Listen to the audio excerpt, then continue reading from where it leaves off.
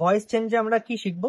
আমরা নেক্সট শিখবো হচ্ছে কোয়াসি প্যাসিভ, ঠিক আছে? এবার কোয়াসি প্যাসিভটা কি জিনিস? দেখ, কোয়াসি প্যাসিভে তোকে এরকম টাইপের সেন্টেন্স দেওয়া থাকবে যে হানি ইজ সুইট, ঠিক আছে? কি দেওয়া থাকবে? হানি ইজ সুইট। এবার এইটা তো দেখ ভয়েস চেঞ্জ এমনি নর্মালি আমরা করতে পারি না, কিন্তু এখানে আমরা কি করব, খুব সোজা করা। এই যে জিনিসটা, যে বাক্যটা দিয়েছে, এটা আমাকে বুঝতে হবে যে এই বাক্যটা হানি ইজ সুইট, এই জিনিসটা আমি বুঝবো কিভাবে? আমি কিভাবে বুঝতে পারবো যে হানি ইজ সুইট?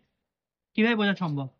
খেয়ে তো আমার টেস্ট করে বোঝা পসিবল, তাই তো? যদি হানি ইজ সুইটটা আমরা টেস্ট করে বুঝি, তাহলে আমি ফার্স্টে এই লাইনটাকেই অ্যান্সারে লিখে দিলাম যে হানি ইজ সুইট, ঠিক আছে? তারপরে হোয়েন ইট ইজ, এতটা অব্দি পুরো তাই থাকবে, এটা অব্দি আমি পুরো মুখস্থ করে নিবি যে বাক্যটা লিখবো, তারপরে হোয়েন ইট ইজ লিখবো। লেখার পরে কি দিয়ে আমি কোন ফিলিংটা দিয়ে বুঝতে পারছি এটা সুইট? টেস্ট করে, সেটা third form tasted. Honey is sweet when it is tasted. ধর তোকে আমি এরকম দিলাম যে স্টোনস আর রাফ, পাথরগুলো খড়খড়ে, তাহলে ফার্স্টে কি করবো? এটা তো পুরো ধরে টুকে দেবো আমি, তাহলে আমি টুকে দিলাম ফার্স্টে স্টোনস আর রাফ। এবার হোয়েন ইট ইজটাও আমি টুকে দিলাম, এটা তো আমি মুখস্থ করতে বলেছি। এবার তুই কি করে বুঝবি যে পাথরগুলো খড়খড়ে? টাচ করে, দেখে কি করে বুঝবি?